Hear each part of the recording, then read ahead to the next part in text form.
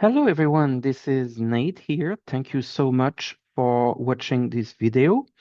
I really appreciated all the likes, the subscriptions, the questions, and the comments under my previous video, which was about the 2025 predictions. And so I just wanted to thank you tremendously for all the support and the very amazing feedback that I received from you. And I'm very glad that the by the feedback that it was really appreciated and informative to many of you. I've also gotten additional follow-up questions that came from this reading or areas that I didn't cover. And I know that I didn't cover Canada or Australia, for example, just because I didn't really get any hits into what might happen this year for those countries. And so before this video, I took some time to do a deeper dive. So in this video, I will address things that have not been covered in the previous video. I will be talking about the US, obviously a lot about kind of the future with Donald Trump as president. I will be talking about Canada, Australia, New Zealand, Germany, and then a few European countries that are neighbors with Russia, and kind of what I do see there. So I will be doing that today. Uh, Again, I also wanted to share with you that my cards, the Mystical Tarot of the Saints, are on sale on Etsy, Mystical Tarot of the Saints. And so it's at a very discounted price right now. Particularly if you watch this video, you can get access to that. Also because I receive a lot of positive feedback for the drawing of the prize on the previous video, that I will draw by the end of the month. Someone who subscribed, liked, and commented on the previous video, as winning a 3 questions reading from me as a prize and a thank you. I will actually extend this to this video as well. So you're basically getting another chance to receive a personal reading. All you have to do is like, subscribe if you're not subscribed already, and then put a comment underneath this video. And there will be a drawing for that first video and a drawing to win a reading on that second video. So you're basically getting a second chance. If you're getting on this video and you have not commented on the previous one to win, then you can do on both and get 2 chances. All right, so I will start by covering the US. I had a question, do I see Donald Trump doing the 4 years? Remember in the previous video, I did say that I see him inaugurated, and I do see him doing his 4 years as president. Now, I want to be very specific about that. Yes, I see him as president still officially, but I do see a lot of problems, a lot of resistance, a lot of activities that are going to be happening through justice, the justice system, fighting against some of the things that he wants to do. I do see a lot of challenging of his action in the House. I do see a lot of resistance, and I also see him very diminished, meaning not being well physically, emotionally, mentally, and also politically. But I feel that he will stay as a head figure, but people like Vance, other people in the Republican Party, almost kind of making the decisions and going through their agenda or trying to get through their agenda with a lot of difficulty, but still trying to do that. So yes, I see him, but you understand that it might just be a figurehead. It might just be for the optics, but you will see him very diminished at all levels. I don't see him being impeached. That was one of the questions here. I don't see him being impeached during this time. I just see him being very contested, dismissed, fought against in a lot of resistance. If you remember my previous video, I saw the a bombing, an attack against him, and that was done by MAGA people, by his own people. And there was a question, when will they start waking up? I do see that in the second half of this year, 2025, where there will be a lot of inside fighting from the MAGA movement because they will start to be very disappointed. The economy will suffer, layoffs, bankruptcies, the stock market, and a lot of drama for a lot of confusion, and not much will be done except on the three areas that I've mentioned in the previous videos, the transgender laws, the economy with the tariffs, as well as some deportation activities for kind of the criminals, so to speak, the one people that have a record. Um, will there be recounts? No, for the election. I don't see recounts, but I see that more information will come slowly as part of the interference within the election, particularly Russia, China, Iran. We will get more information, but it's going to be slow. It's going to be very slow. And it it will take time to unearth and actually to really impact the situation. Like I don't see him being removed because of this, but it will though create an additional layer of resistance. So the point I'm trying to make is yes, I see him in charge officially, but being limited in his actions, except on a few topics at the very beginning. MAGA will wake up already at the second half of this year. Okay, there was also a question about earthquake. Do I see an earthquake in California particularly? There are, just saying yes, that's not a psychic answer because there are always earthquake.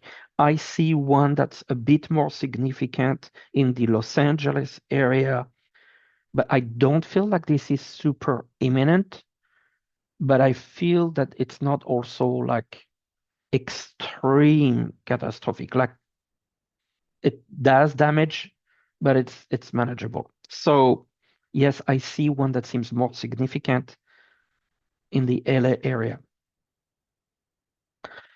I wanted to talk about Canada. So definitely, with the um, resignation of Justin Trudeau, I am seeing obviously a lot of political change with two different energies. There's before the election, the next election, and then after. In the period that is before the election, it feels a little bit messy. It feels like, lots of change, lots of unclarity, lots of general messiness in terms of what's going to happen, a lot of uncertainties. That will also create an impact on the economy just because companies might not hire, it just create just a general uncertainty that I see will not be positive. But Canadians will go through that because it's kind of what's ahead of us right now. But I do see that after the election, things will be a little bit more stable. It feels to me that the leader of the conservative wing will take power, but I also feel that there's going to be a lot based on the results of the vote in the parliament. It will bring some sort of stability because there won't be a massive opportunity to make drastic changes. It's almost like the different parties. are limiting each other in what they can do. In other words, kind of creating some sort of a sense of stability that is coming from maybe a parliament that is a bit in lockdown in a way that it's hard to find wide majorities to do things. That's how I feel. The relationships with Trump and the leader of Canada will be almost, I feel, peaceful. I don't see a lot of fighting. I just don't feel like there's major changes. I don't see like a deep infighting or creating like the super high tariffs, or I feel that ways will be found to keep the status quo. So it's interesting because we're getting to a phase until the election with Canada where things will be uncertain and chaotic. The election will bring some sort of stability created by the votes in the parliament. And at the end of the day, it's better for the economy to have more stability, but I'm not sure the government will be able to do that much just because I don't see wide majorities to make complete changes. So I see more of small moves, small negotiations, which in reality might just keep things stable, if that makes sense. Um, there was a question about the supply management system for eggs, poultry, etc., milk. I don't see a threat to that. So I wanted to answer that as well.